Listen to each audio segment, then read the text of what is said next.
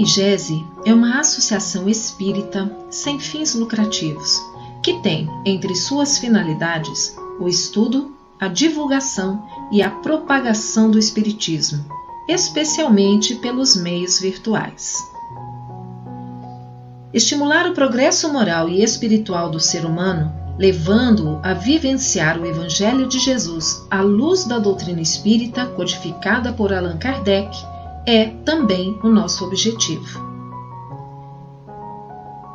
Para isso, o IGESE apresenta diariamente, ao vivo, estudos, entrevistas, palestras, realizadas com a participação de estudiosos do Espiritismo, oferecendo assim conteúdo de qualidade e com fidelidade doutrinária, além de possibilitar a participação e interação com o público, que pode ali colocar as suas dúvidas, as suas opiniões acerca do assunto tratado. Conheça mais sobre o nosso trabalho visitando o canal do IGESE no YouTube. Se inscreva, ative o sininho para as notificações, que você receberá todos os conteúdos por nós produzidos. Curta a nossa página no Facebook e nos siga também no Instagram. Curta, compartilhe os vídeos e nos ajude assim a propagar a mensagem do bem.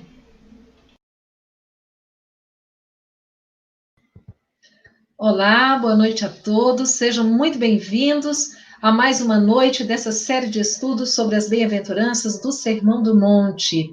A cada semana, essa é a nossa 8ª semana, nós estudamos uma bem-aventurança e hoje, bem-aventurados os perseguidos por causa da justiça, porque terão o reino dos céus. Conosco os nossos queridos Alberto Almeida, Jussara Conigold, que eu vou chamar daqui a pouquinho, mas antes eu quero agradecer aos nossos parceiros nessa transmissão, a Rádio Fraternidade, a Rede Amigo Espírita, a TV7, ao Jardim das Oliveiras, a TV SEI e também a TV Secal. Nós queremos agradecer também aqueles que estão nos acompanhando pelo Facebook do Alberto Almeida e do IGESE. Vamos elevar o nosso pensamento a Deus em gratidão por mais essa oportunidade, usando esse veículo da internet, Senhor, em busca de nos conhecermos melhor, de aprendermos e de nos confraternizarmos também como irmãos espíritas que somos. Pedimos o seu amparo e a sua proteção para o estudo da nossa noite. Que assim seja.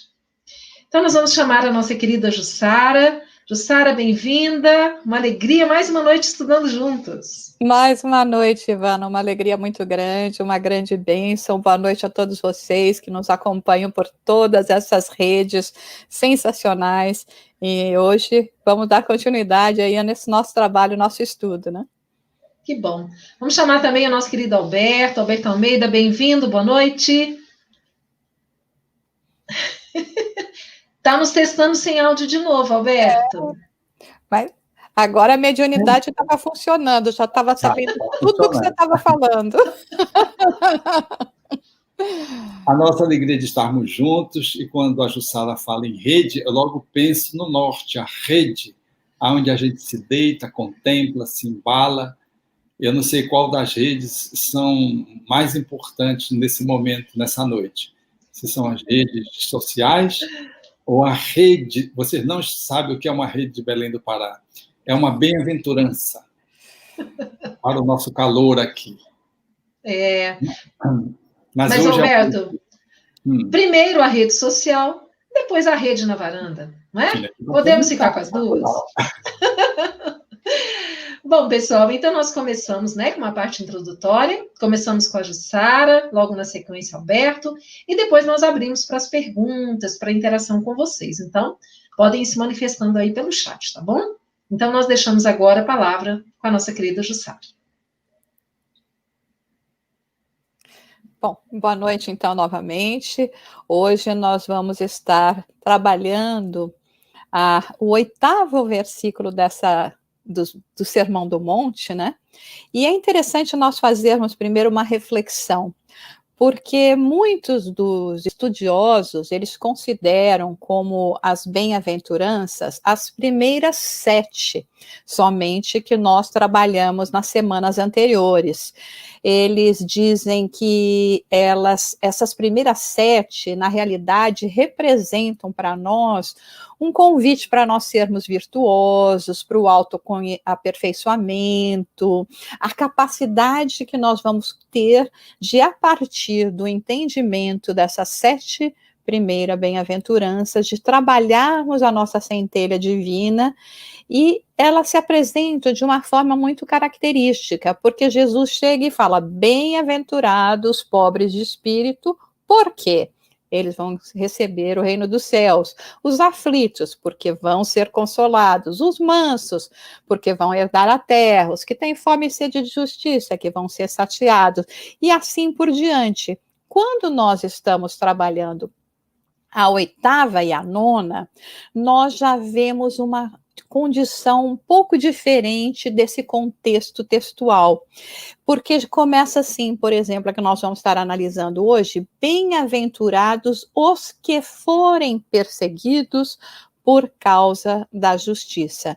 Então apresenta uma condicionante, não é todo mundo, né, que vai ser perseguido por causa da justiça.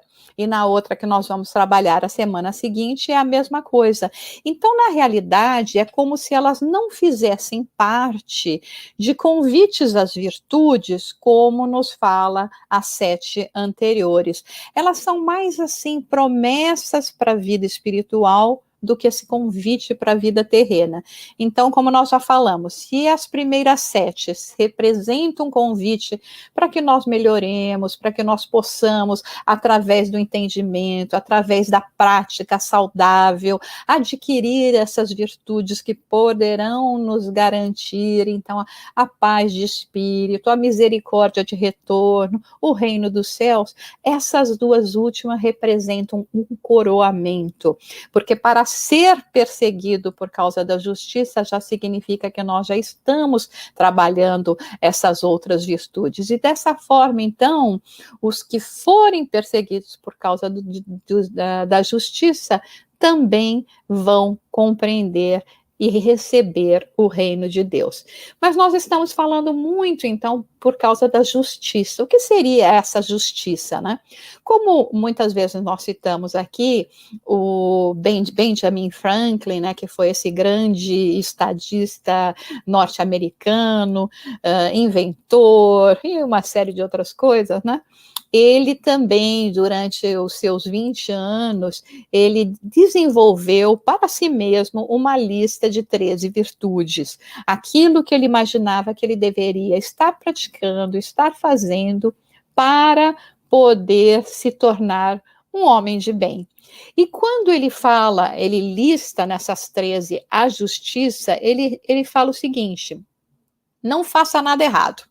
É como ele denomina, porque ele fazia assim, ele listava a virtude que ele queria conquistar, né, vamos dizer assim, o que ele queria trabalhar, e depois ele dava uma explicação do que seria alcançar isso, como poderia alcançar. Então, na justiça ele fala, não faça nada de errado, mas ele continua dizendo, tão pouco omita fazer os benefícios que são seu dever. Então, nós vemos que quando nós falamos de justiça, vai muito além de simplesmente não fazermos nada errado, mas é fazermos como nós temos na questão do Livro dos Espíritos, né? Todo o bem que nós podemos. E é justamente no Livro dos Espíritos, na questão 876, que vem uma pergunta de Kardec que ele faz: qual a base da justiça segundo a lei natural? Onde os espíritos respondem com a palavra do Cristo, dizendo, o Cristo já dizia que queira para cada um, né? Cada um para os outros o que quereria para si mesmo.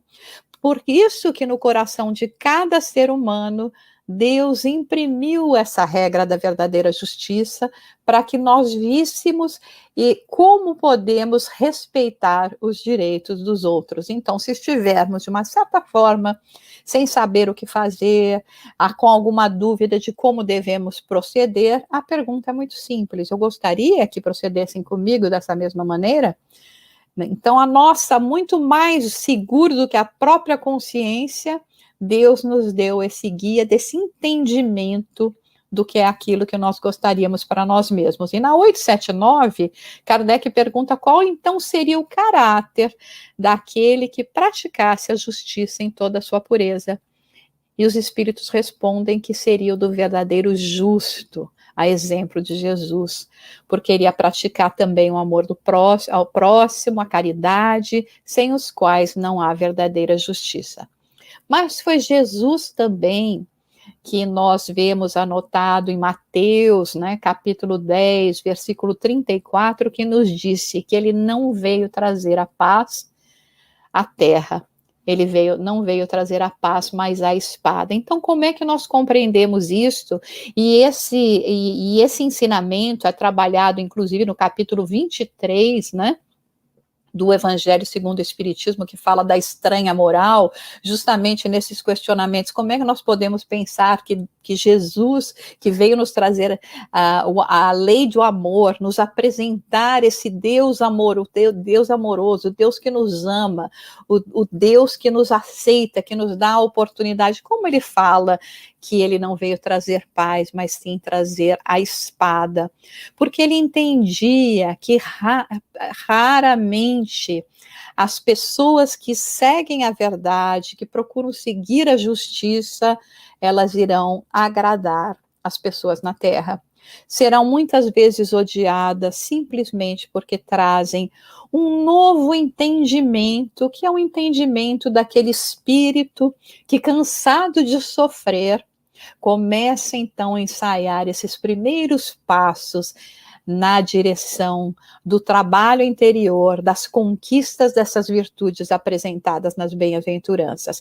Isso acontece de tal maneira que, inclusive, no seio da própria família, nós vamos encontrar essa mesma dificuldade. Quantas vezes, porque realmente nós professamos uma fé diferente, porque estamos imbuídos de trabalhar a nós mesmos de uma forma mais espiritual, nós sofremos até um bullying mesmo, como se fala hoje, um bullying, né?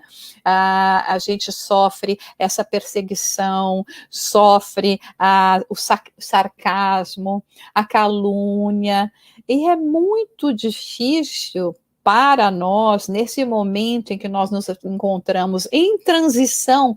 Não estou falando aqui da transição planetária, estou falando da transição de nós mesmos, porque a transição planetária, inclusive, só ocorre quando nós iniciamos a nossa transição, a nossa transformação. E numa mensagem do livro Vinha de Luz, Emmanuel nos fala, essa mensagem inclusive se intitula Sofrerás perseguições, né? Diz, então, seguindo o que Paulo escreveu na sua carta, segunda carta a Timóteo, que todos os que piamente querem viver em Cristo Jesus padecerão perseguições. Então, é como nós nos vemos agora, né? O que nós estamos tanto ansiando, né? O que o nosso coração tanto pede? Que nós possamos realmente ir de encontro cada vez mais com esse mestre. Mas à medida em que nós procuramos nos aproximar da figura de Jesus, seguindo pelo seu caminho, ainda por vivermos num mundo onde se dá muito mais valor às coisas da matéria do que às coisas do espírito, nós vamos sofrer essas incompreensões. Por isso que ele fala que raramente o mundo tolera o código de boas maneiras do Mestre Divino. E tenta nos desanimar.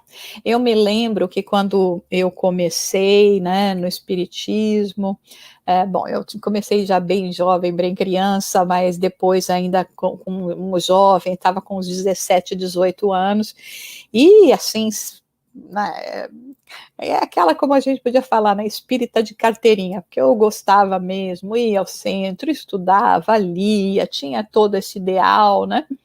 E às vezes as pessoas mais adultas chegavam para mim e falavam: Jussara, deixa a vida acontecer para você, que você vai ver que você vai perder todo esse ideal.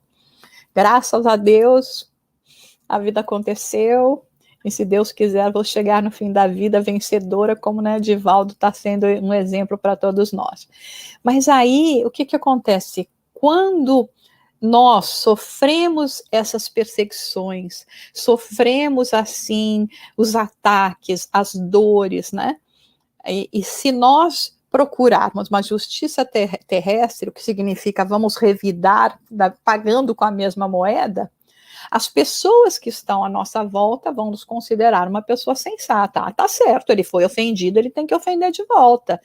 Ele foi atacado, tem que atacar de volta. Mas se nós, aqui tentando, dentro da nossa inferioridade, tanto vencer a nós mesmos, seguimos o exemplo de Jesus, as pessoas não vão dizer que nós somos fracas, que nós somos bobos, né? Vão lançar várias ironias, né? Então, é mais ou menos essa dinâmica que ainda prevalece. Mas Emmanuel faz um convite para nós, ele diz, atende o teu ministério onde você estiver, sem qualquer dúvida, porque tenha certeza que por muito tempo ainda o discípulo fiel de Jesus na terra sofrerá perseguições. O que nós vamos fazer? Vamos desistir de caminhar em direção à luz, de caminhar em direção a esse trabalho que nos aguarda, ao aperfeiçoamento espiritual, ao encontro com Jesus, porque vamos ser perseguidos? Jesus mesmo nos falou, tende bom ânimo, eu venci o mundo. E Emmanuel fala em outra lição também, no livro Palavra de Vida Eterna, que os construtores do aperfeiçoamento espiritual não estão na Terra para vencer no mundo. Eles estão aqui para vencer o mundo em si mesmos.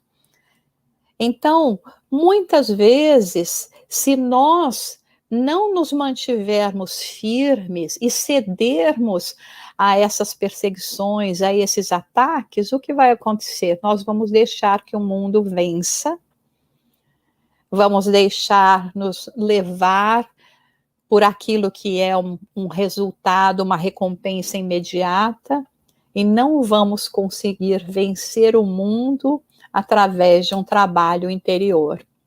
Em uma mensagem muito interessante, Martins Peralva, né, ele relata um caso que aconteceu com ele e Chico Xavier. Ele nasceu em Sergipe e ele teve que, por causa de trabalho, ser transferido para Belo Horizonte. E ele descreve que naquela época não era que Belo Horizonte era assim desenvolvido, né? Então ele estava muito receoso da mudança e foi conversar com o Chico a respeito. E aí Chico disse que tinha um espírito do lado dele, que era, inclusive, um praticante, um atuante do espiritismo lá em Sergipe, e que esse espírito dizia para ele o seguinte, que a vocação dele era para o trabalho da doutrina. Tá certo, ele está aqui conversando com Martins Peralva, mas para todos nós que hoje já chegamos e temos conhecimento do espiritismo, eu acho que esse espírito poderia estar falando a mesma coisa. Nós viemos aqui para esse trabalho da doutrina dentro de nós mesmos, desses ensinos de Jesus. E ele segue dizendo o seguinte, a água, até alcançar o oceano, percorre quilômetros e quilômetros, correndo sobre obstáculos. Com o espírito humano acontece exatamente o mesmo. Para conseguir o oceano da bondade divina, nós temos que lutar, vencer obstáculos, contornar dificuldades, a exemplo da correnteza. E foi o Dr. Bezerra de Menezes que, em uma mensagem, nos disse o seguinte: recordemos que as árvores secas não são apedrejadas e as fontes poluídas são relegadas ao abandono. Então, nos lembramos, inclusive, dos primeiros mártires, né? Como sabemos, hoje não somos mais chamados aos circos. mas somos chamados a enfrentar, sim, as feras, não só que habitam em nós mesmos, mas aqueles que ainda resistem ao chamado do Cristo. E como é que nós devemos proceder quando recebemos esse ataque? Ainda hoje eu recebi um vídeo, né, que Divaldo fala sobre isso, a maneira como nós devemos nos comportar quando somos atacados, e hoje pelas redes sociais é tão fácil nós nos escondermos atrás de uma tela e criticarmos as pessoas, né? E aí, quem é que não ouviu ainda falar da água da paz, né? Que Maria João de Deus, né, a mãe de Chico Xavier, o ensinou a se utilizar para quando ele tivesse vontade, assim, aquela vontade que a gente tem às vezes, né, de retrucar uma agressão sofrida. E tadinho, né, de Chico, a gente sabe, foi procurar na farmácia a tal da água da paz, não achava, até que a mãe apareceu de novo: meu filho, é só colocar água na boca e ficar com ela sem engolir até passar a vontade de fazer qualquer agressão. E é por isso que Chico falava, né, também, que aquele que tem razão para me te criticar, que não tem razão para me criticar, não merece nenhuma resposta.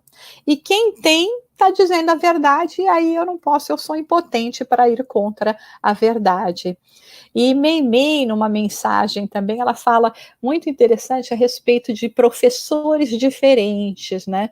Nos explicando que todos esses que vêm e demonstram esses comportamentos que nós já não deveríamos estar mais praticando, né? Então, que nós podemos observar aquelas criaturas que são vingativas, que carregam aquele ressentimento. Então nós sabemos que o antídoto para isso é o perdão, né? E vamos aprendendo com eles, e é por isso que disse, então, que Jesus veio nos ensinar a orar pelos aqueles que nos perseguem, que nos caluniam, não somente por causa de da bondade, nos induzindo à bondade, mas também porque, de uma certa forma, nós estamos aprendendo com eles, estamos desenvolvendo em nós virtudes que são tão necessárias e observando aquilo que não deveríamos nós estar praticando. Porque quando nós vemos uma pessoa se entregar à cólera, por exemplo, ficar completamente irada, fora de si, quando nós nos entregamos à cólera, nós ficaremos iguais. Nós queremos isso? Então, usemos dessa oportunidade, esse exemplo, para nós podermos também trabalhar em nós mesmos.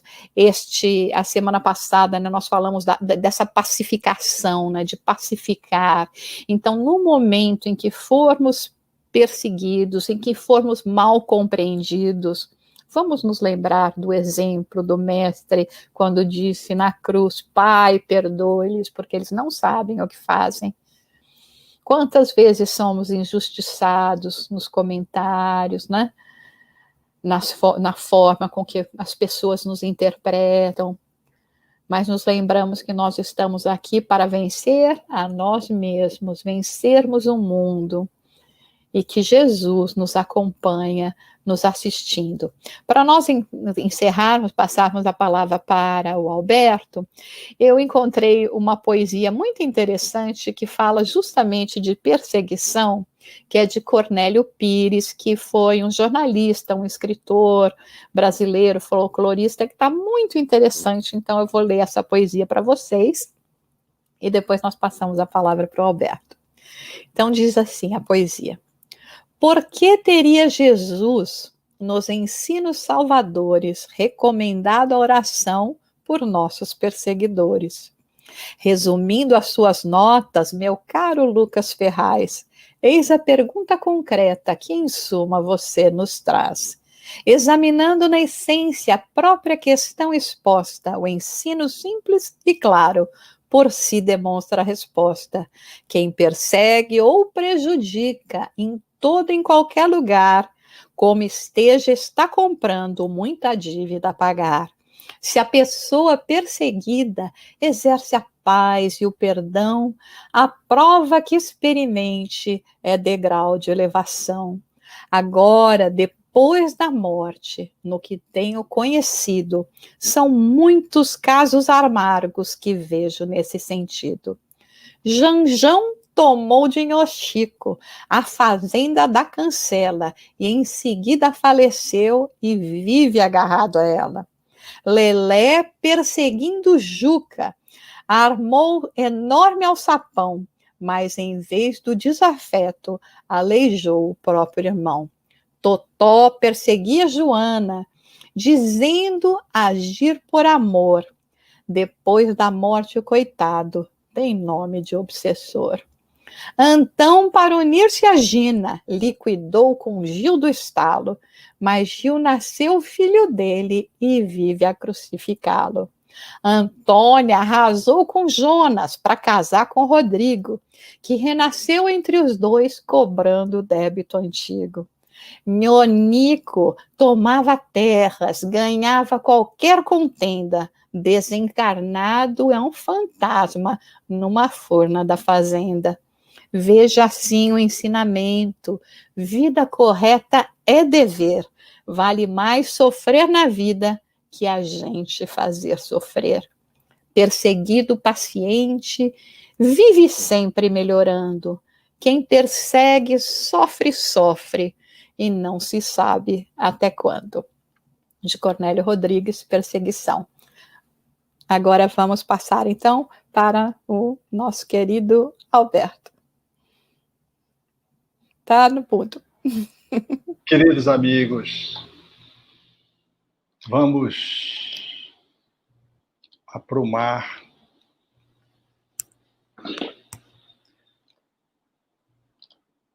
nós temos diante dessa proposição que segue as bem-aventuranças que antecede, já uma sinalização daquele que é exemplo do pacificador, caminha já usufruindo as consequências de tudo que conseguiu reunir dentro de si mesmo, colocando na sua própria existência e já recebendo os galardões que a vida enseja àqueles que vivem a justiça na terra.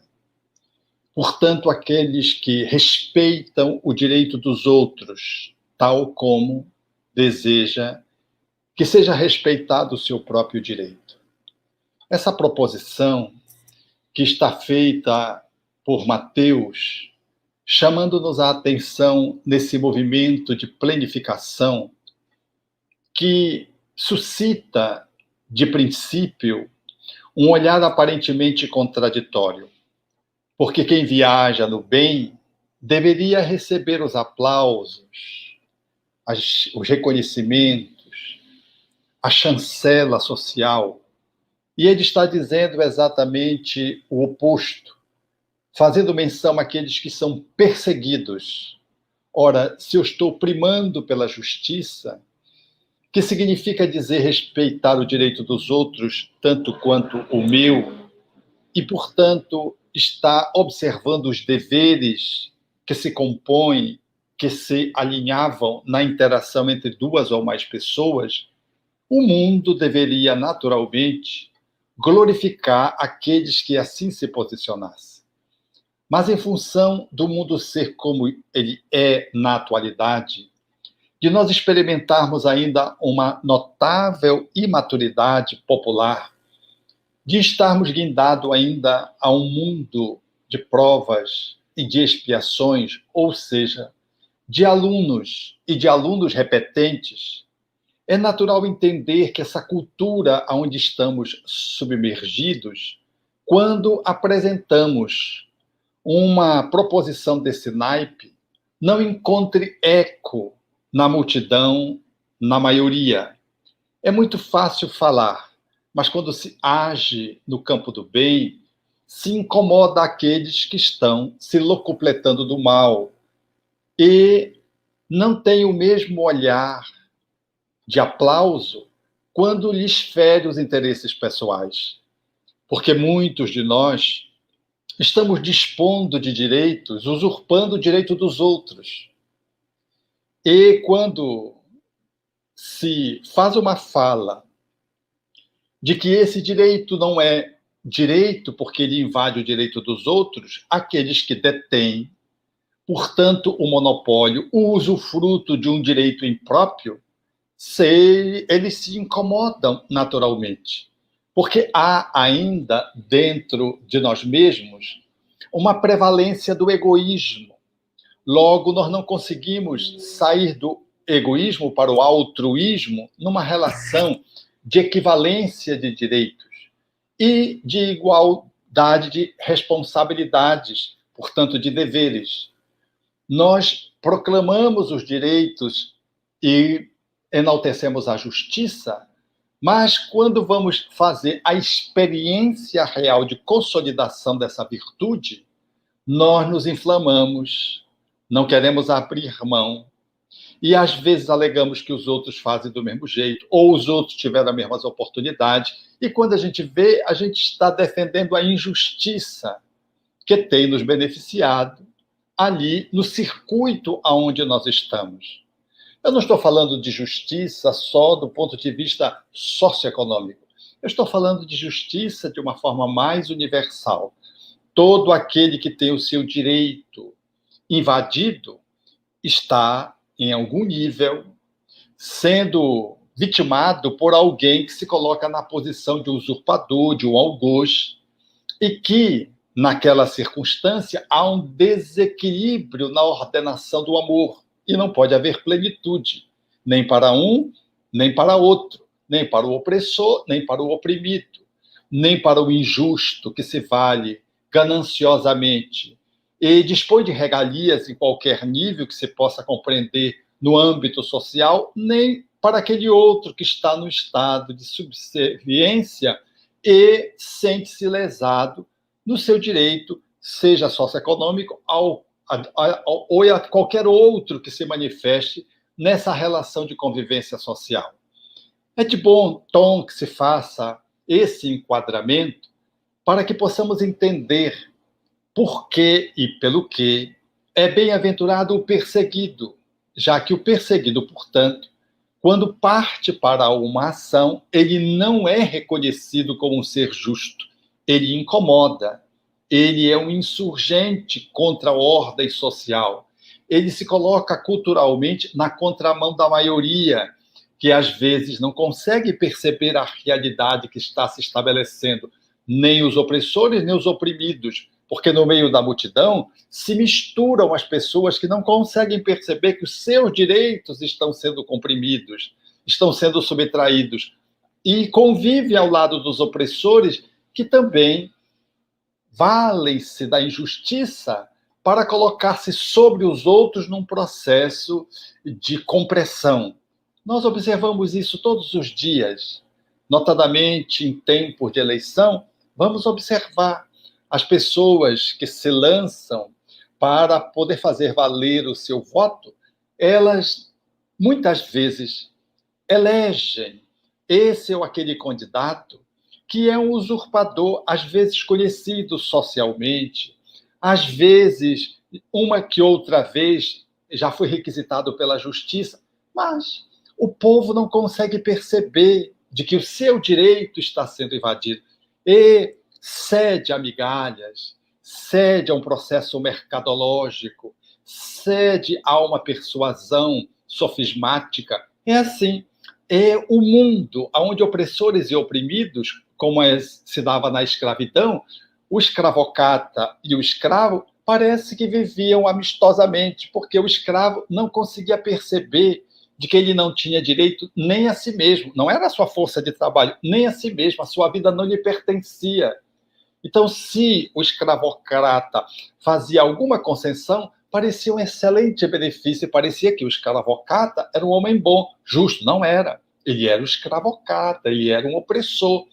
É desse enquadramento que nós estamos querendo colocar, porque quando se levanta alguém para fazer justiça e trazer a equanimidade nas relações em qualquer nível, seja social, político, seja do ponto de vista das relações culturais, profissionais, nós imediatamente somos convidados a receber os apupos da negatividade, o achincalhe e a ameaça à própria integridade, seja física, seja a sua integridade de cidadania, seja a sua integridade de papel social, porque você está incomodando opressores e oprimidos. E ainda que você o faça, como é a proposta do Evangelho, de forma pacífica, não passiva, de uma forma mansa e não de uma forma violenta, ainda assim você não é compreendido. E alguém pode estar achando estranho que eu possa estar exagerando, mas não vamos muito longe, vamos pegar na nossa referência, que é a figura de Jesus. Houve alguém mais pacífico e mais doce do que Jesus? Houve alguém mais integral e íntegro do que Jesus? Alguém mais puro e mais humilde do que Jesus? Ele que resume todas essas virtudes, da qual ele deu exemplo, e por isso ele faz uma fala no sentido de concitando o povo a poder observar essas virtudes, como sendo o caminho do reino dos céus, da plenitude, como sendo, portanto, a conexão que se faz com a divindade através dessas virtudes. Esse homem que foi a síntese de tudo quanto pode se conceber enquanto justiça, quanto amor e quanto caridade, é ele, exatamente ele, que reencarnando na Terra, cujas vozes haveriam de dizer no encontro com João Batista: esse é o meu filho amado em quem me comprazo, falando da divindade, no simbolismo da voz de Deus, é esse homem, governador espiritual do planeta, na fala do Espírito Emmanuel, tal como reza nas tradições espirituais, portanto, o espírito mais perfeito que a Terra já conheceu, na fala dos espíritos a Allan Kardec, em O Livro dos Espíritos, é justo ele que, em vivendo conosco, não encontrou cidadania, não encontrou aconchego, não encontrou aplausos, e a sua sina terminou na crucificação. Talvez a suprema ingratidão da humanidade para com a divindade seja ter colocado o filho amado na cruz. Não tinha outro jeito.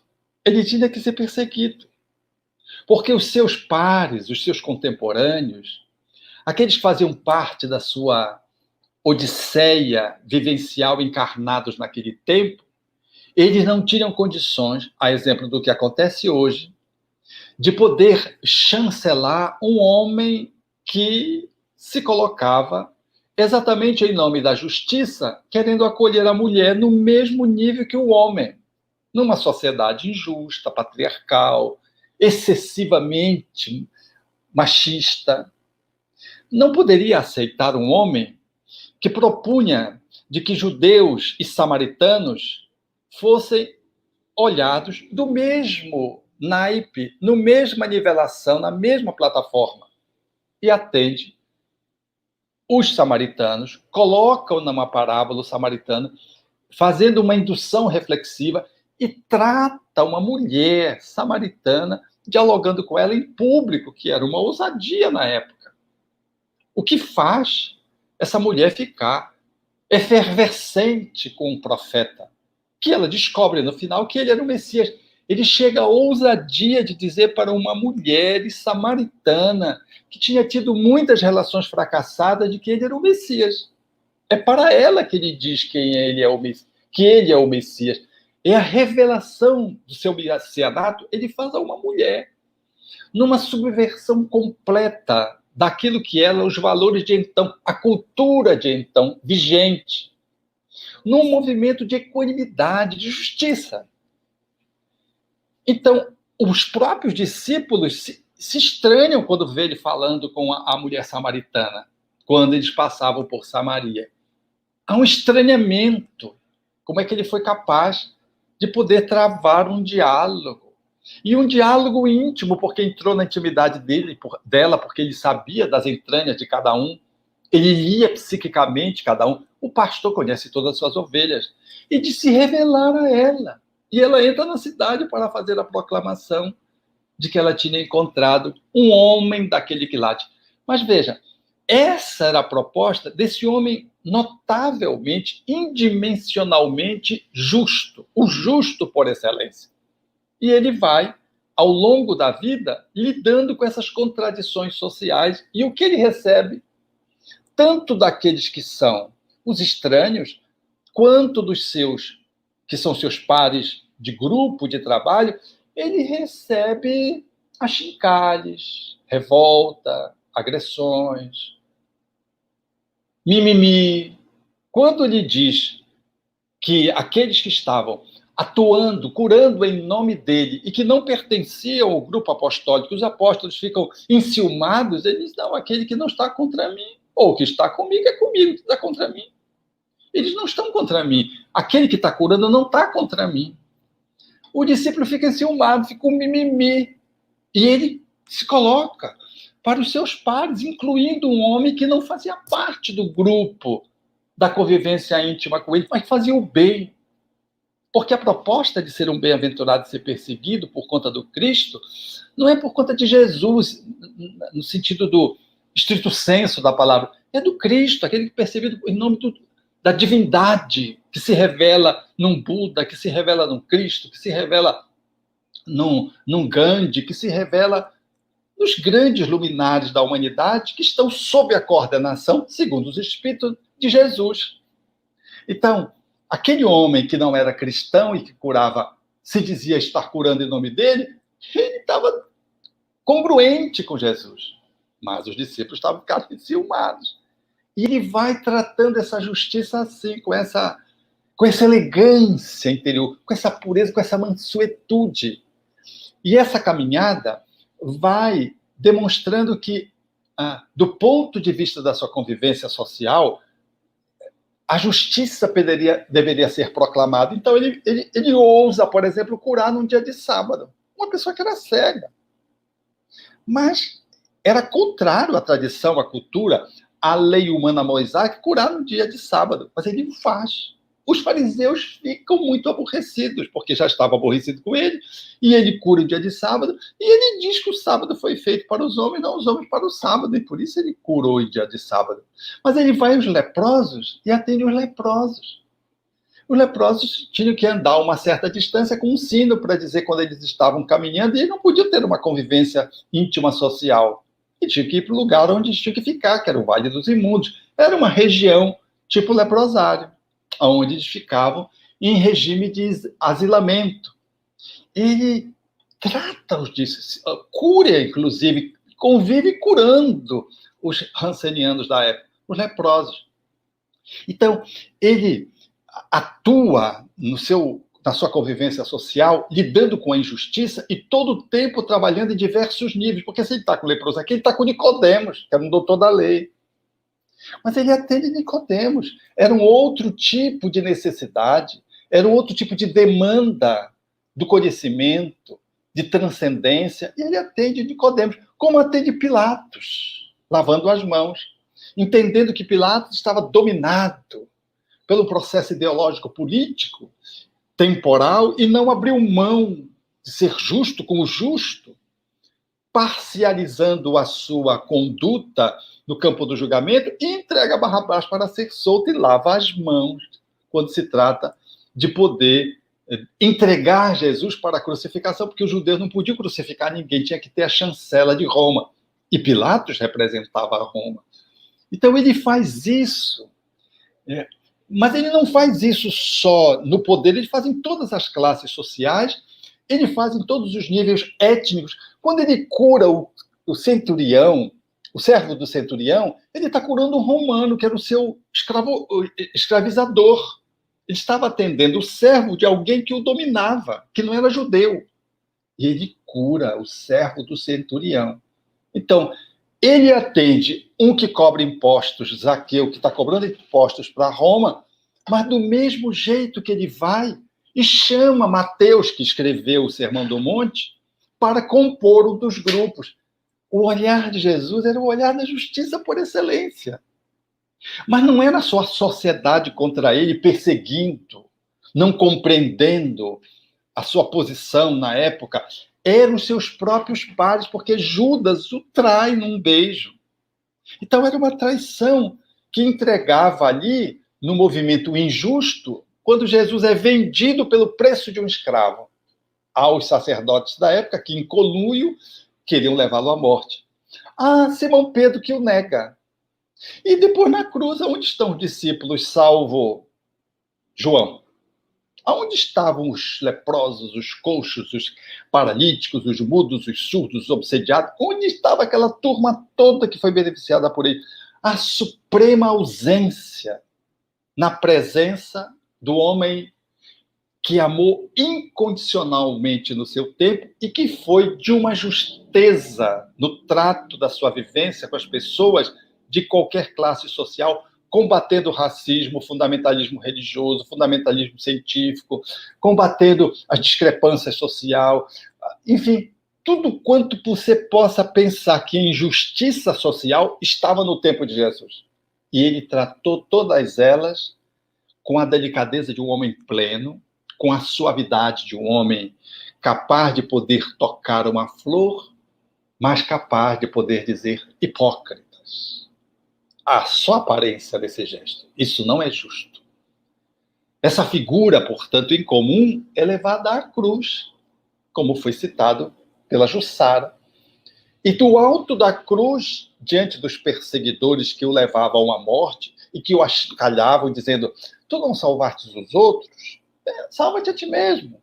Outros diziam: tu não te dissestes filho de Deus? Foi condenado por conta disso, blasfemou.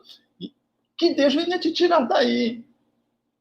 E ao invés dele usar o seu poder para ficar livre, porque ele poderia fazer isso, ele diz: Pai, perdoa-lhes porque eles não sabem o que fazem. Lidando com os injustos, trabalhando na conta de um perseguido, a misericórdia, o perdão supremo.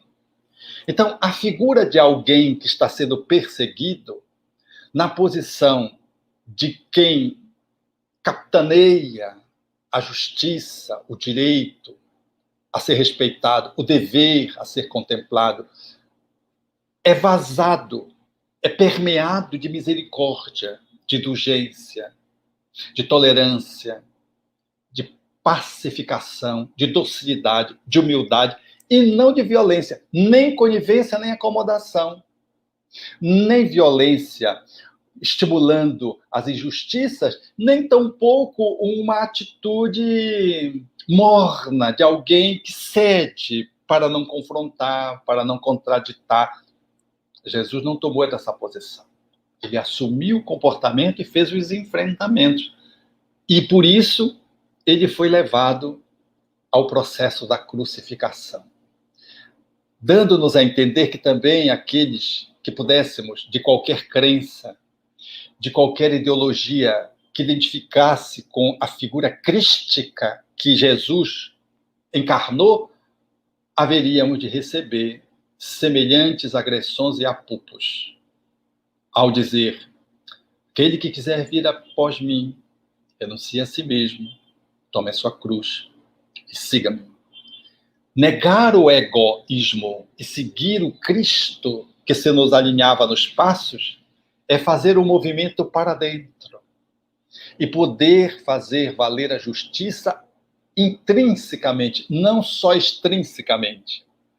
Porque a maior perseguição não foi a de Judas, de Simão, dos fariseus, dos publicanos, dos sacerdotes, de Herodes, de Pilatos. Não.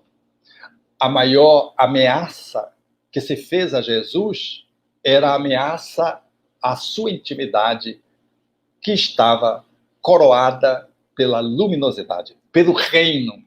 Jesus habitava o reino. Nós não. Essa é a diferença. Pequena, né? Jesus estava no píncaro, nós estamos na base. Então, a nossa ameaça não são os Pilatos, os fariseus, os publicanos, os Judas, os Pedro, não. É o que nós guardamos dentro de nós mesmos. Não é essa perseguição externa, é onde ela encaixa internamente. para ser um bem-aventurado e lograr alcançar a felicidade com o nome de Reino dos Céus, é necessário seguir os passos anteriores postos no Sermão do Monte, para se tornar relativamente invulnerável ou menos vulnerável às figuras que querem apedrejar-nos. A calúnia, a agressão, a tentativa de homicídio. É essa a proposição. Então, o grande movimento para que possamos ser um bem-aventurado não é ficar atento aos nossos perseguidores. É aonde está a tomada em mim que se acopla ao plugue dos perseguidores, sejam encarnados ou desencarnados. É o que ainda há em mim que me coloca vulnerável no movimento persecutório. Porque se eu estiver identificado com a figura do Cristo e aberto mão cada vez mais do ego, eu estou nas pegadas dele e eu conseguirei superar as agressões. E serei um bem-aventurado. Serei um bem-aventurado porque eu estarei conectado com a paz que há em mim e não com a conveniência do ego, com a acomodação social, cedendo para esse ou aquele agressor que nos encurralhe na posição de um perseguidor. Porque senão, não seremos justos. Porque se amarmos apenas aqueles que nos amam, dizia o Jesus, que tem de diferentes dos publicanos, dos fariseus, que saudam uns aos outros e amam aqueles que os amam? Ouviste o que foi dito. Amareis o vosso próximo e odiareis os vossos inimigos. Eu, porém, vos digo, amai os vossos inimigos, orai por aqueles que vos perseguem. Então, a nossa postura é uma postura, portanto, daquele que vai tirar a trave do olho, vai tirar a encrenca nossa para que a perseguição dos outros, que trazem naturalmente o argueiro, a dificuldade de percepção e nos agridem, para que possamos ser relativamente perseguidos e nos mantenhamos fiéis nas pegadas de Jesus numa relativa invulnerabilidade. Numa relativa invulnerabilidade. Quanto maior for a capacidade de podermos trabalhar em nós as nossas encrencas, imperfeições, imaturidade, menos afeitos, vulneráveis, ficaremos a esse mundo externo que vem contra nós pela mídia, pela agressão familiar, social, dos amigos, até dos amigos, dos inimigos, ditos inimigos, enfim, dos fundamentalistas de todas as ordens, religiosos, científicos. E eu não estou falando de espiritismo, eu estou falando desse âmbito maior, que é do Cristo que seguimos, do bem que seguimos, da justiça que não tem um colorido religioso. É muito maior, é muito mais amplo. E só conseguiremos lograr isso se nós conseguirmos fazer valer que o ego ceda para que o Cristo interno caminhe, habitando-nos o ser e fazendo-nos experimentar de que as perseguições externas sejam galardão e não ameaças à nossa fidelidade a Jesus, ou ao Cristo interno, ou ao Cristo externo. Somente quando conseguirmos fazer isso, é que nós estaremos em condição de podermos ser justos. E a perseguição será o coroamento. A coroa de espinhos, a cruz simbólica daquela época, hoje com outras, travestida de outros modos. E estaremos plenos, felizes. Como Paulo, diante daquele que o manietava e que estava mantendo na posição de o seu carcereiro, ao vê-lo preso, haveria de dizer, num dado momento, com inveja da plenitude de Paulo, quisera eu ser um prisioneiro do Cristo. É o carcereiro que está livre, que gostaria de estar no lugar de Paulo aprisionado, porque Paulo não estava preso, Paulo estava detido por homens, mas estava liberto interiormente. Era um perseguido, mas era um bem-aventurado, porque estava acima das possibilidades de agressão. É o que se dá com Simão Pedro, que pede para ser crucificado de cabeça para baixo. Ele estava acima dos agressores. Então, ser crucificado de cabeça para cima, só o mestre. Eu não mereço, eu não tenho dignidade para isso. Eu sou muito menor que ele. Eu não sou digno de desatar a correia das alpercatas, como diria João Batista, quando referia-se a Jesus, mostrando a distância. Então me crucifique de cabeça para baixo. O galardão daqueles que seguimos Jesus, sem nos equipararmos a ele naturalmente, porque ele é o ponto máximo para onde caminhamos, é podermos seguir as suas pegadas.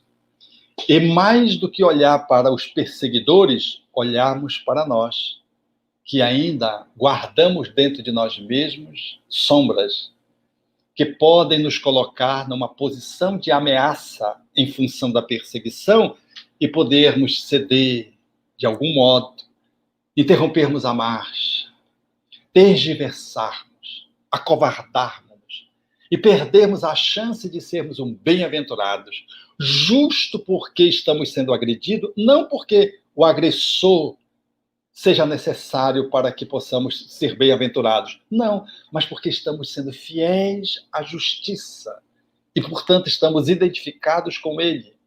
A despeito daquele outro que se coloca como nosso irmão, que temos que respeitá-lo, está numa posição adversária, se contrapondo e não consegue lograr, não consegue entender do estado que estamos seguindo o caminho do bem.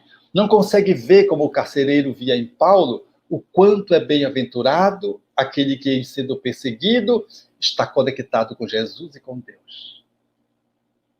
Ok. Falei muito.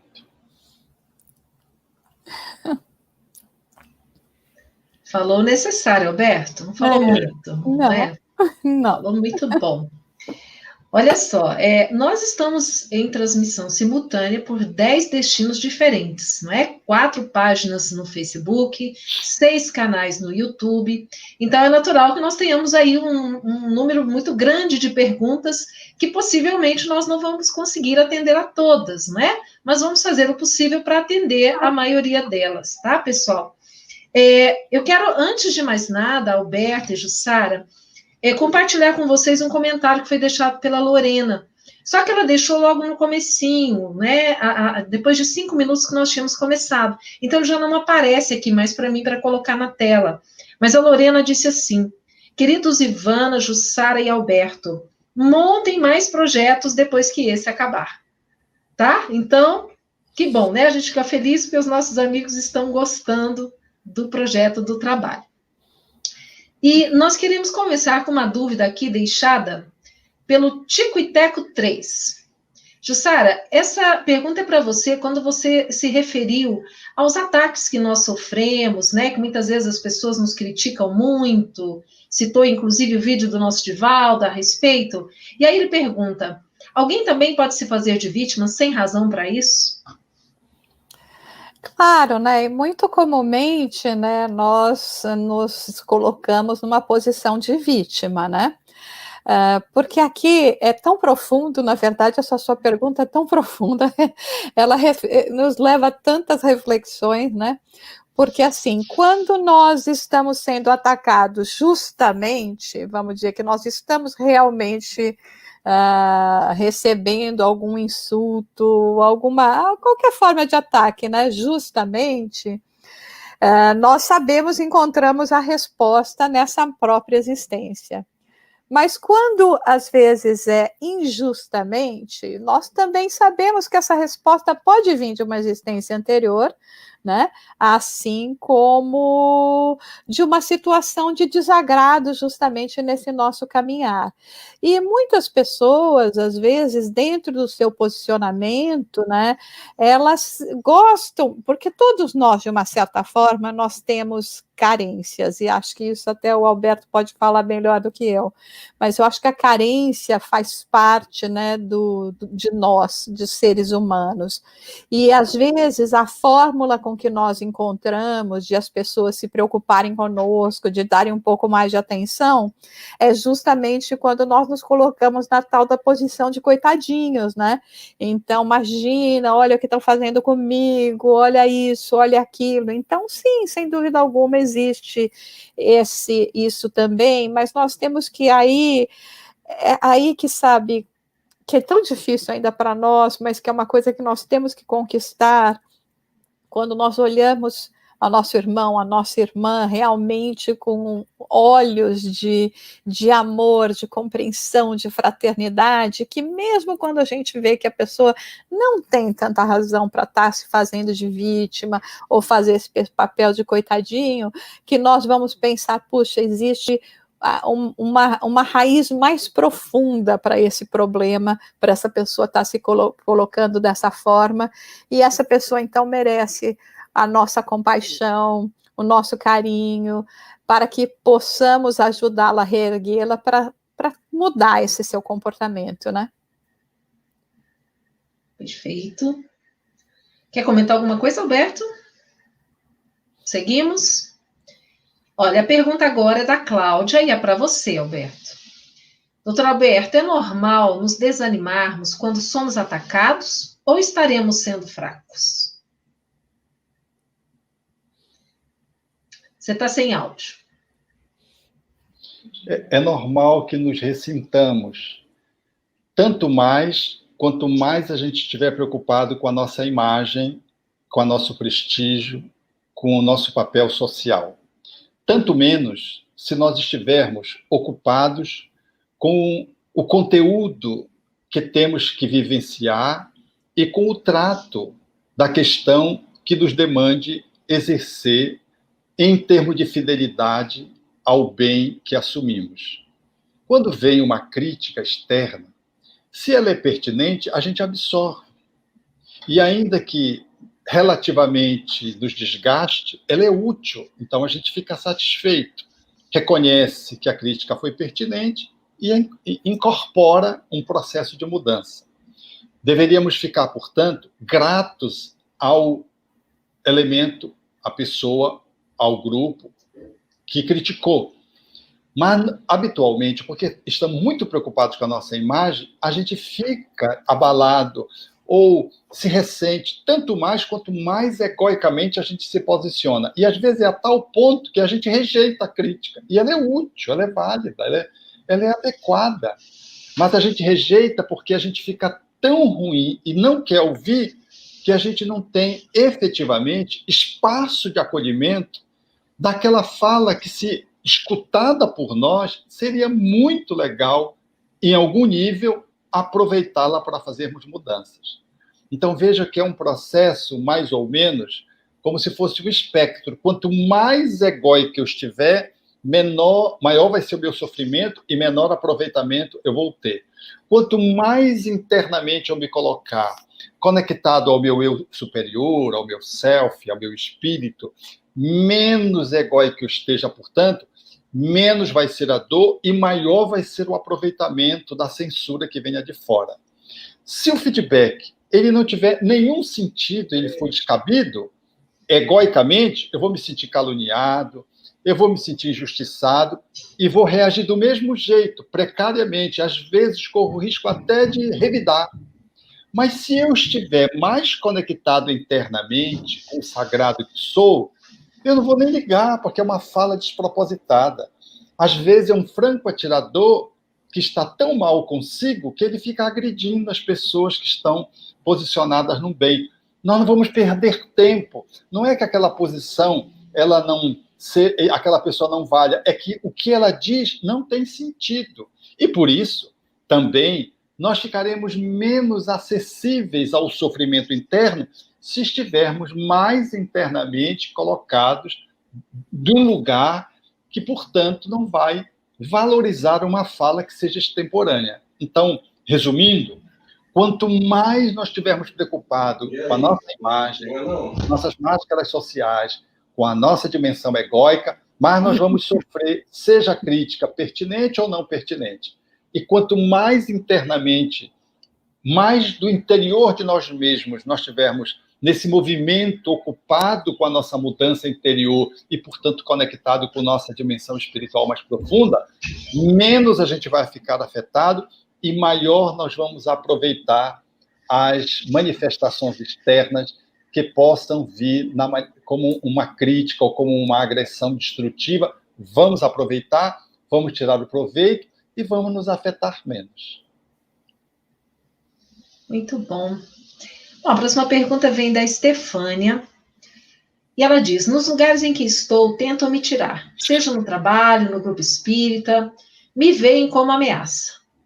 Como mudar? Já que sempre tento me aproximar, até com comida fluidificada. Ah, Estefânia, eu vi que você tinha feito uma outra pergunta lá em cima, muito boa também. Depois vamos ver se a gente tem tempo de responder.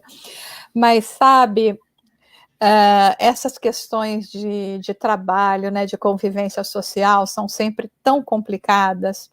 Eu até essa semana estava comentando, porque é uma coisa que eu aprendi também num trabalho que eu tinha, que tinha uma pessoa que me maltratava tanto, sabe, eu chegava assim, com esse meu jeito, que já sabe, né, tô sempre sorrindo, tô sempre tentando ser gentil com as pessoas, né, e não tinha jeito dessa pessoa, sabe, melhorar, e aí a gente começa aquele negócio, né, com minhoca na cabeça, né, tipo assim, o que será que eu fiz, né, porque a gente sempre acha que a gente fez alguma coisa errada para a pessoa estar agindo daquele jeito.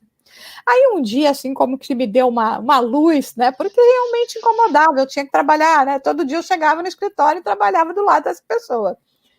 Aí eu comecei a parar de pensar em mim, de olhar como eu me sentia, como as coisas estavam acontecendo comigo, e comecei a olhar para essa pessoa. E comecei a perceber que ela tratava todo mundo desse jeito. Aí eu fiquei feliz, porque eu falei, o problema não era meu, e eu aqui quebrando a minha cabeça, tentando falar, mas o que eu fiz de errado? Não era eu que tinha alguma coisa errada, ela coitadinha, que estava de mal com o mundo, que tinha problema. Então, tudo bem, você está falando de uma forma mais generalizada, nesse ambiente, em alguns lugares que você já passou. Então, pode ser que em alguns desses casos tenha sido situações dessas, porque a gente sempre toma de forma muito pessoal. E, aliás, gente, isso que eu estou falando mudou a minha vida, tá? Quando eu comecei a olhar para as pessoas de uma forma que falava, puxa, se não é pessoal, então não é o problema meu, é o problema dela. Aí eu comecei a ficar com dó da pessoa, começava a orar. Você sabe que essa pessoa até virou minha amiga depois, né? Mas, enfim, então a gente sai, é importante a gente sair sempre desse. Por que o mundo me trata assim? Por que as pessoas me tratam dessa forma? E talvez também olhar um pouco a nossa postura, porque também não podemos culpar só os outros, né? Às vezes nós também temos que olhar assim alguns comportamentos, a própria energia, vibração, quando a gente sabe que nossa energia ela traz, né, ela impacta naquele ambiente. Nós já chegamos com uma posição de medo, ninguém vai gostar de mim, ninguém vai me tratar bem, é isso que eu estou mandando para o mundo, essa mensagem que eu estou mandando para o mundo e vou retornar. Então, acho que se você prestar um pouquinho de atenção, tipo, que mensagem você está mandando, mas ao mesmo tempo verificar isso, que às vezes não tem nada de pessoal, é a forma que hoje as pessoas estão, nós todos estamos vivendo dias muito difíceis, situações muito difíceis. Então, está difícil nós realmente querermos exigir das pessoas nesse momento mais do que elas são capazes de dar. Mas eu desejo muita sorte, muito sucesso, e vai sempre coração, porque lembra que a prece é uma preciosidade, é a preciosidade que a gente tem que usar, e aí você vai mudando aos poucos o seu ambiente, tá bom? Que legal. Alberto, a pergunta da Lucelena é para você. Alberto, não há outra forma de evoluir na Terra se não for pelo sofrimento no momento?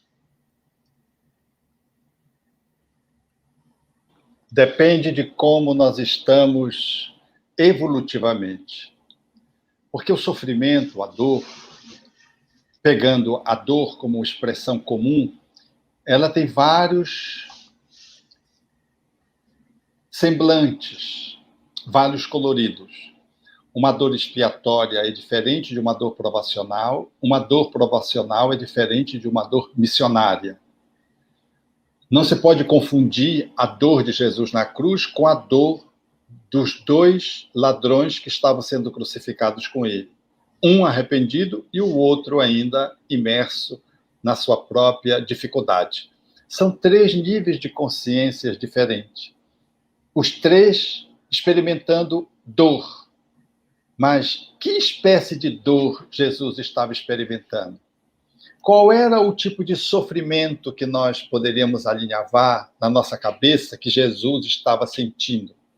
Então, Emmanuel chega a analisar essa situação dizendo que nós não temos estrutura psicológica para interpretar o psiquismo do Cristo no momento da cruz. Então, eu olho, por exemplo, e vejo como as pessoas trabalham a figura de Jesus quando se trata daquele período em que se rememora a crucificação. Então, há um culto à dor, ao sofrimento, ao martírio, uma coisa muito sofrida. Parece que se o cristão, para ser cristão, ele tem que sofrer muito. E é uma visão de um cristianismo crucificado, que crucifica Jesus e que não consegue tirar Jesus da cruz. A proposição espírita, ela é diferente. A proposição de vivermos a vida e o bem, ela é uma graça. Ela é o fardo leve. Porque estar na cruz, como Jesus esteve, naquela motivação, como Pedro, que pede para ser crucificado de cabeça para baixo, ou como Paulo, que diz para o algoz, cumpre o teu dever, que era degolá-lo, nós vamos encontrar aí dores num patamar que não tem nada a ver com essa dor, sofrimento que a gente está aqui observando no cotidiano majoritário da vida humana. Então, quanto mais o processo iluminativo se dá, essa dor é a dor dos santos, é a dor do sacrifício, do sacro, do sagrado. Então, não tem essa conotação que tem a dor de uma pessoa que se sente culpada, de uma pessoa que quer se vingar, de uma pessoa que está ressentida com a outra. Isso são outras dores, porque essas dores, elas são umas dores depurativas, são dores aprendizados e que têm uma outra conotação do ponto de vista da caminhada evolutiva na Terra. Então, ser cristão, inevitavelmente, nós vamos experimentar dores. Mas a própria perseguição já significa que vamos significar dores. Mas a forma como vamos significar a perseguição e a dor, ela vai nos gerar uma dor sofrimento, uma dor doída, ou ela vai nos levar a uma dor dom, a uma dor iluminativa, a uma dor que não tem sentido para a condição humana de que quando sofre, chora porque está doendo muito no corpo e na alma. Não. É a dor do êxtase. A dor do cristão é a dor do... Os cristãos, quando entravam ao circo, eles iam ser comidos por feras. Eles não iam receber um tiro é fácil. Eles iam ser devorados por leões famintos. Entravam cantando. Quando entravam cantando, eles não experimentavam a dor-sofrimento, eles experimentavam a dor-libertação, a dor suave, a dor leve, envolvido no magnetismo dos bons espíritos com o qual eles estavam conectados. Mas alguns cristãos, ou candidatos ao cristianismo, que entravam no circo achando que iam sobreviver, que Jesus vinha salvá-los, estes experimentavam a dor-sofrimento.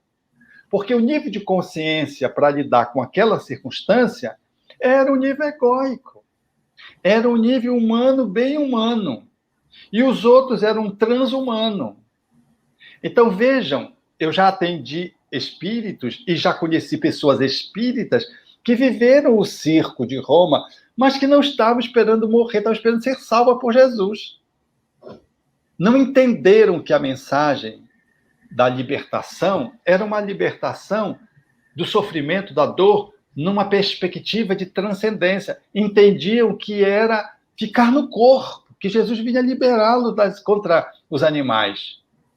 Então, veja, eu estou dando esse exemplo para mostrar, numa mesma circunstância, como é que a dor se revela. Então, aqueles que seremos perseguidos, eu garanto a você que vai doer menos do que a dos perseguidores. Porque a dor de quem persegue, de quem quer cobrar, quem quer justiçar com as próprias mãos, de quem quer jogar todo o seu ódio, a sua vingança, toda a sua raiva, essa dor é a dor do sofrimento que experimenta as almas que estão com nível de consciência no ego.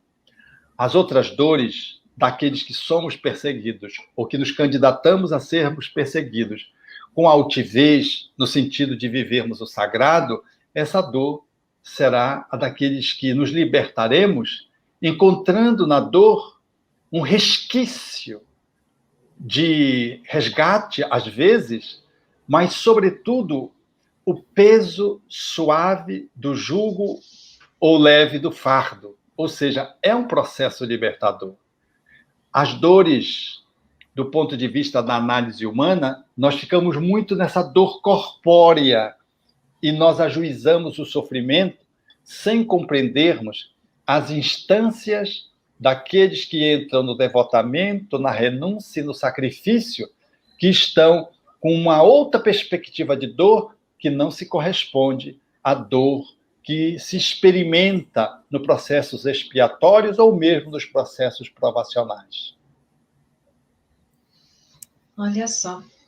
Jussara, eu vou colocar para você ver, não sei se você viu um comentário que a Liz fez, não é? Quando você falou da questão, né, da família às vezes não entender, e ela se sentiu aí em sincronia com você, né? Às vezes a família também não entende. É verdade, Elisa. Como Jesus já dizia, né? Ninguém é profeta na sua própria terra e nem nas suas próprias. Agora eu vou acrescentar, nem nas quatro paredes, às vezes, que a gente vive, né? Então, e a Leila pede para você repetir o nome da poesia e o autor e em que livro que ela está. A poesia chama Perseguição, de Cornélio Pires, e o livro acho que chama Baú de Casos. Perfeito. É linda, né? Então. É divertida, mas ao mesmo tempo é tão profunda, né? Nossa, muita reflexão, não é? Nessa poesia. Olha só, nós temos uma pergunta aqui da Lúcia Helena, que nós já fizemos, agora é a do Heral. Aqui, peraí, deixa eu achar aqui. É muita coisa, gente, me perdi aqui, peraí. O Heraldo. O Heraldo pergunta para o Roberto, mas acho que a Sara também pode comentar. Por que clamamos tanto por justiça para nós, por nós, e temos tanta dificuldade em enxergar essa mesma justiça quando é relativa ao outro? Então, Alberto, até um pouco naquela resposta que eu acabei de dar, né, nós temos normalmente uma visão muito egocentrista, né, o mundo ainda de uma certa forma, como crianças espirituais que ainda somos e nos comportamos, então, como crianças em espírito, da mesma maneira como as crianças na matéria que acham, né, que os pais, os familiares, está todo mundo lá para atendê-la, nós também, de uma certa maneira, do ponto de vista espiritual, como crianças agimos dessa forma, ainda estamos muito mais numa fase egóica, onde nós sempre estamos analisando as nossas necessidades e não imaginamos muito a necessidade dos outros. É por isso que tem até aquele ditadozinho que fala, né, pimenta no olho do outro não arde, né? Então, quer dizer, eu sei aquilo que eu quero, aquilo que eu gostaria, aquilo que seria justo em relação a mim, mas a gente sempre tem uma visão diferente ainda, né? Porque, obviamente, isso tem que mudar, né? Nós estamos trabalhando para essa mudança, quando se relaciona às necessidades dos outros. Então a gente fala, bom, mas aquele não precisa de mais isso ou mais aquilo, porque já tem um pouco disso. Nós não sabemos, as necessidades são diferentes, né? Os anseios são diferentes, as estruturas emocionais, psicológicas e espirituais são diferentes. Então, por exemplo, no centro espírita mesmo, a gente fala, às vezes tem vezes que você recebe uma pessoa que está sofrendo, está tendo um problema não muito grave dentário, que ela se comporta pior do que uma pessoa que chega com uma fase 4 terminal de câncer, que tem uma aceitação, que tem um entendimento. Então, nós temos que analisar tudo isso, mas é justamente essa proposta desse trabalho de Jesus, né, que quando ele chama atenção para nós desenvolvermos essas qualidades, né, essas virtudes essenciais, quanto mais nós vamos desenvolvendo isso, mais nós vamos vendo o outro justamente como como um irmão e uma irmã, entendendo um pouco mais as necessidades e deixando, então, nesse sentido de clamar os benefícios só para nós, a justiça só para nós, e passarmos a viver um novo paradigma, né, de que seria justamente o pensar em outro. Eu lembro que na minha infância eu escutava muito, né, e é uma coisa que hoje, quando eu penso nisso, me choca, né?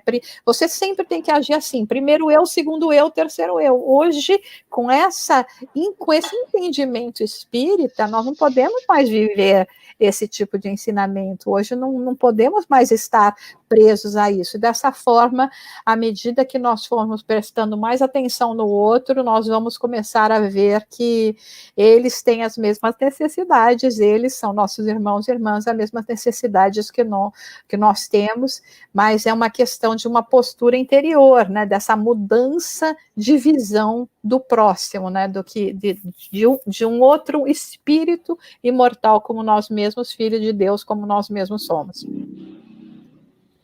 Ok, muito bom. Olha, tem uma pergunta do Daniel Rosa. O nível de constrangimento que o espírita sofre por professar abertamente seu amor em seguir o cristianismo redivivo no ambiente social é um testemunho semelhante aos primeiros cristãos? Quer responder, Alberto? Posso responder. Eu penso que ser espírita na atualidade tá ibope, né? É status. É diferente no início da década do século passado, onde ser espírita em si já significava um estigma. Eu penso que o desafio que lembre os cristãos originários é de podermos viver o cristianismo. Não é de se dizer espírita, de se apresentar como espírita, porque eu vejo muita gente, até no glamour social, se dizer espírita. Quando você vai ver, a pessoa não entende nada de espiritismo, ela apenas concorda com algumas coisas, ela nunca estudou nada, Kardec, nunca frequentou lugar nenhum, mas ela se diz espírita, e às vezes ela não sabe nem o que significa espírita, ela diz porque está na onda. Então, eu não acho que simplesmente se dizer espírita e estar espírita no meio social com essa titulação confira a nós sofrimento, ameaça, perseguição, que nos lembre os cristãos primitivos. Eu penso que nós nos identificamos com os cristãos primitivos quando nós, de verdade, assumimos o espiritismo para nós, não para os outros. Quando nós decidimos a fazer em nós aquilo que a gente entendeu no Evangelho apresentado por Allan Kardec, na análise, portanto, dos espíritos, que é intransferível e inalienável, que só nós, portanto, podemos fazer em nós mesmos e por nós mesmos e pela humanidade, aí nós nos identificamos como cristãos.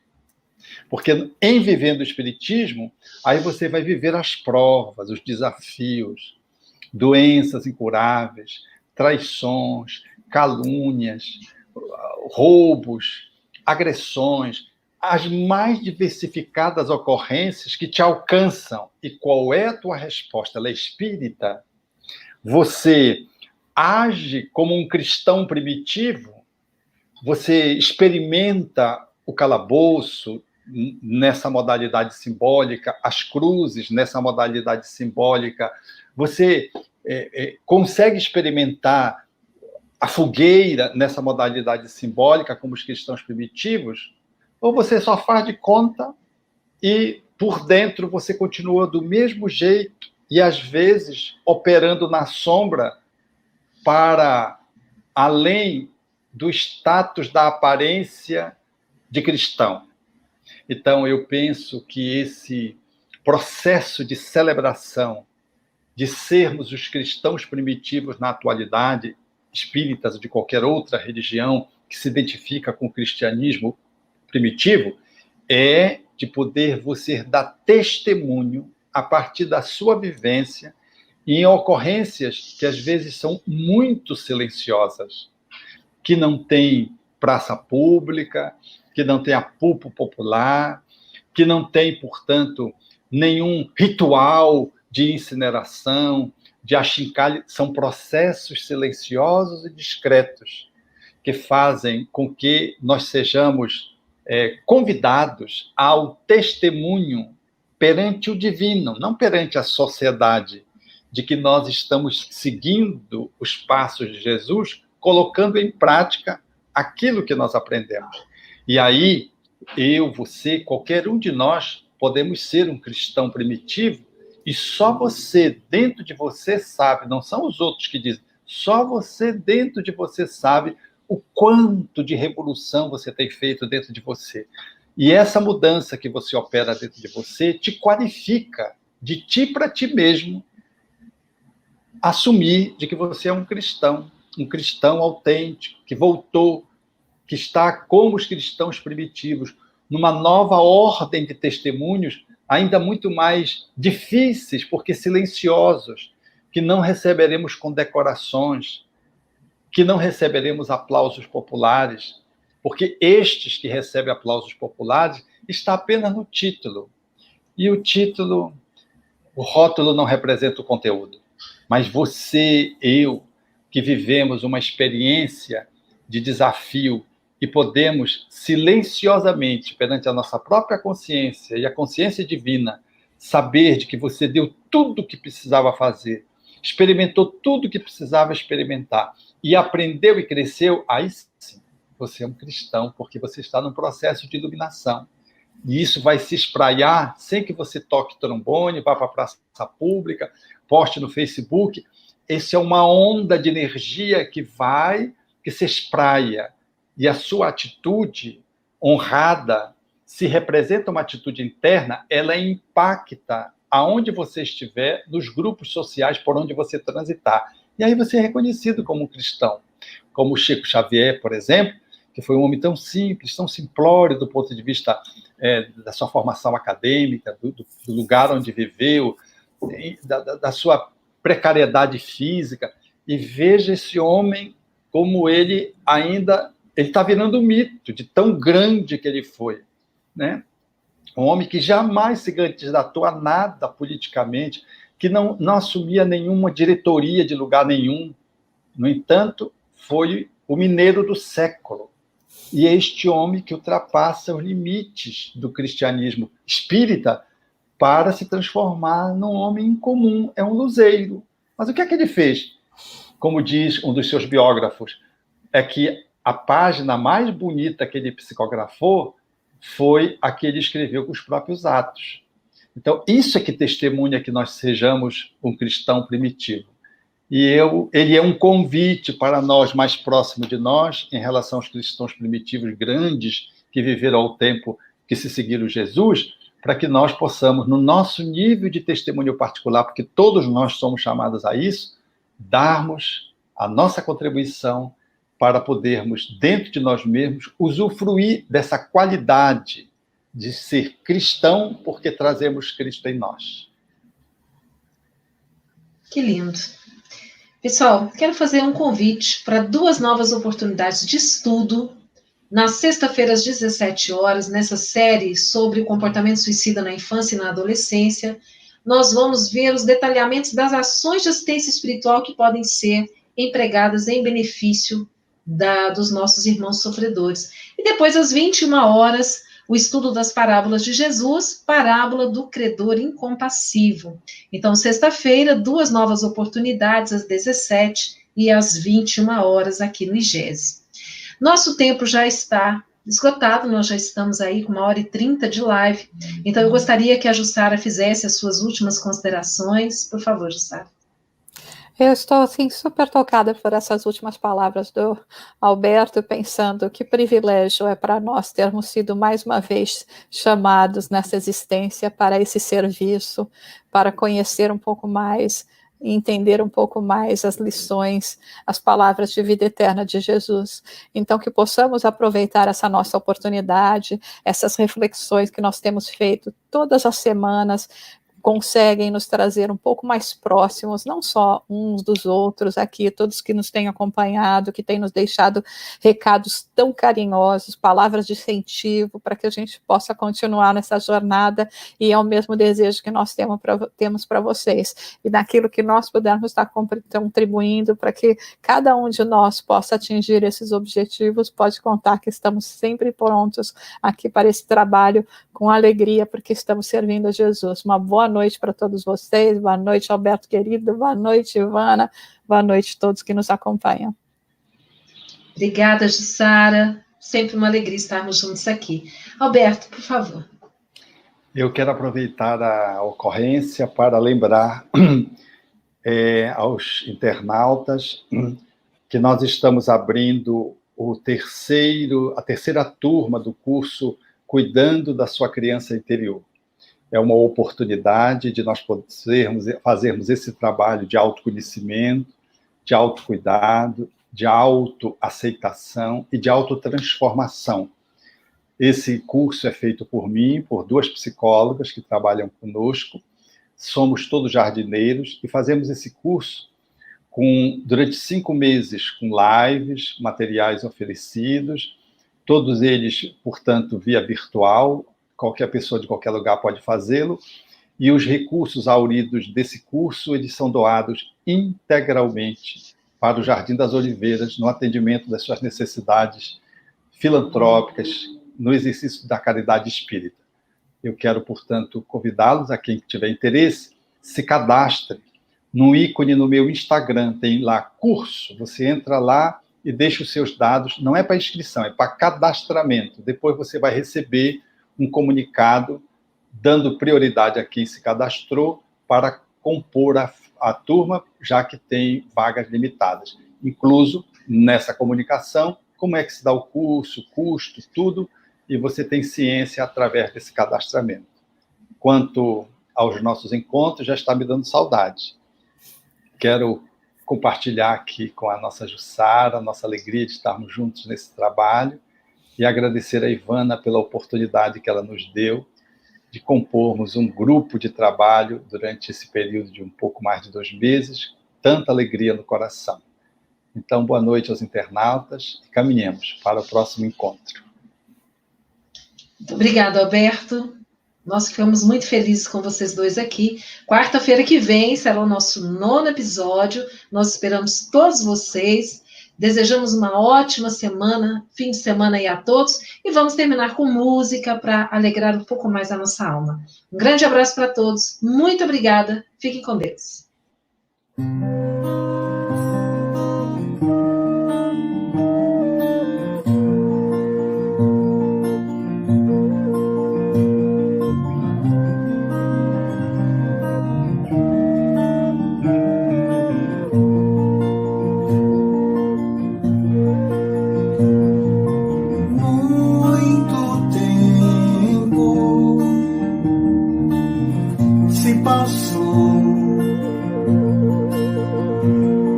Aquele que foi já não é, aprimorou a lei de progressos é força comum. Com o bem vou pagar todo o mal que fiz a cada um. O amor combate o mal, o perdão põe ponto final de um passado de dor sem igual. Só o amor combate o mal, o perdão põe ponto final de um passado de dor sem igual.